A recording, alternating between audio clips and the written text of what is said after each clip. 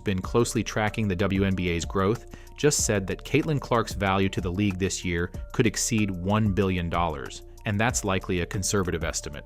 If things just go as they were, I'm looking at $875 million, Brewers said to NBC News about Clark's potential monetary value for this season, for the 2025 season. It was everything they've been trying to suppress. In fact, it already has. The economic fallout has already been absolutely brutal.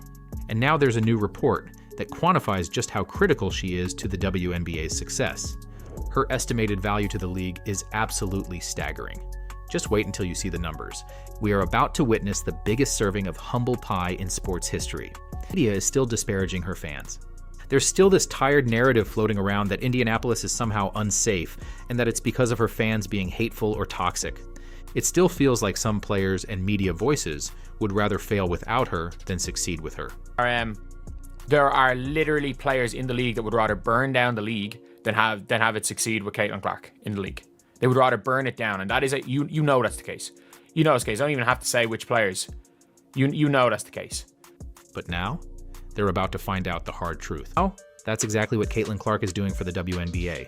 I mean, just look at the revenue impact from her exhibition game against Brazil. The average reported ticket price was $650. Now, if you do the math here and you do 15,000 people times $650, that is almost $9.75 million just for a WNBA preseason game. And that's just one game.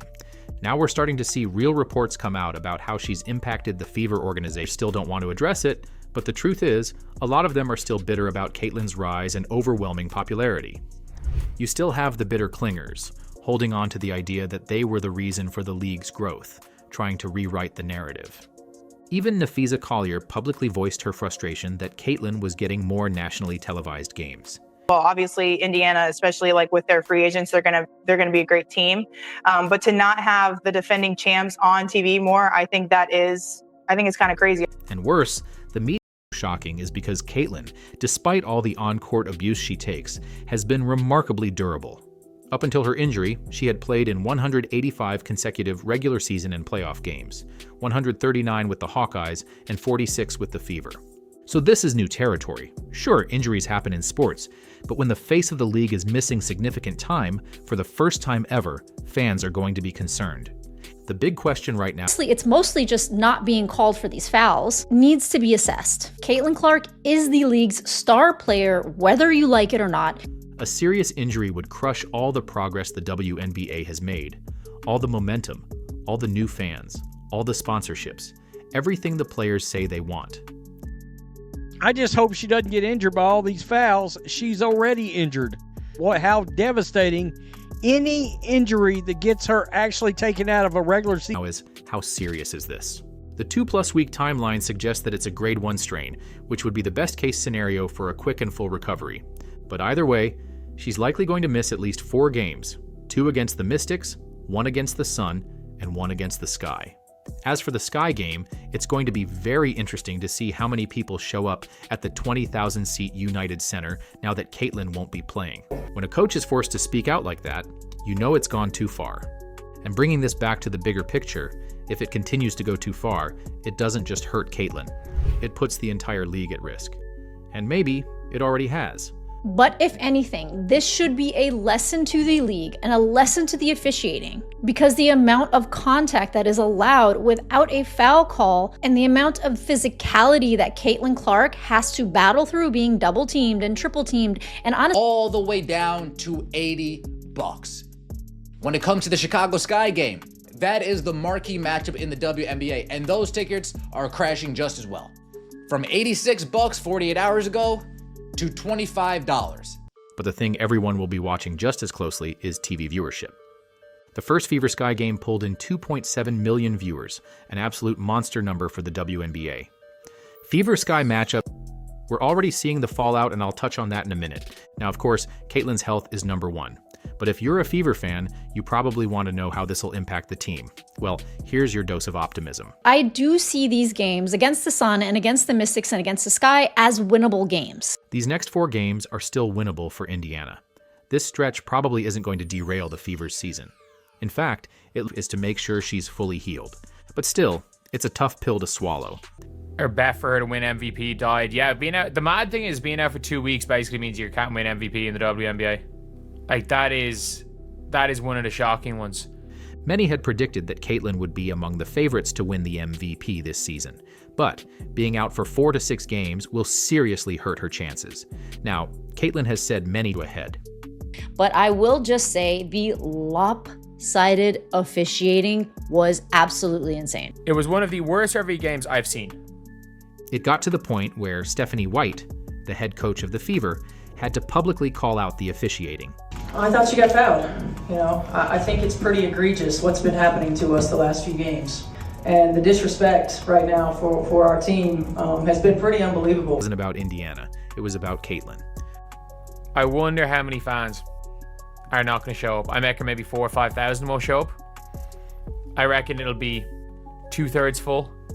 With Caitlin Clark out of the lineup, the big question is whether or not fans will show up.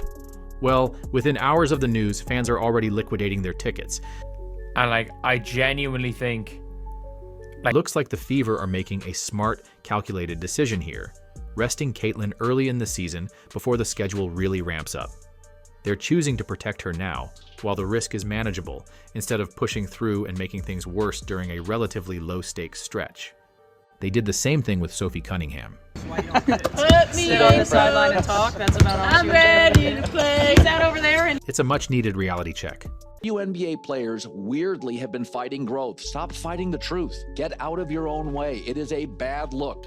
She is a fascinating player, and it must be exhausting hating new cool things. Despite the overwhelming positive impact Caitlin Clark has had on the WNBA and on every single player's earning potential and visibility, the league has still shown resistance. We thought things were starting to get better. There was a moment of hope when some of the biggest legends in the game started speaking up in support of Caitlin, recognizing what she means. We could be looking at not half full. It's not going to be half full. We could be looking at 6,000, 7,000, 8,000 spare seats. I wonder what price tickets are now. Indiana Fever ticket prices to games over the next 2 weeks have dropped 42%, an average ticket price of $137. That Caitlin Clark was responsible for 26.5% of the WNBA's total economic activity in 2024, just released a new report on her impact in 2025, and the numbers are absolutely astounding. They don't just confirm her importance to the league, they blow it wide open. We're talking about one player whose presence is literally reshaping the entire business model of the WNBA. Ryan Brewer, a valuation expert who's at it. Because, let's be real, it's been incredibly one-sided, and fans are done pretending otherwise. Another year and another case of WNBA referees dropping the ball, not making the right calls when it comes to Caitlin Clark. Teams have been allowed to take liberties against Caitlin Clark all season, and it finally reached a boiling point in the game against the liberty. The physicality, the no calls, the blatant disregard for protecting the league's biggest star, it all came to times that she only cares about winning. So while this is disappointing to fans, it's very much a sacrifice she'll feel comfortable making in order to play at full health when it matters.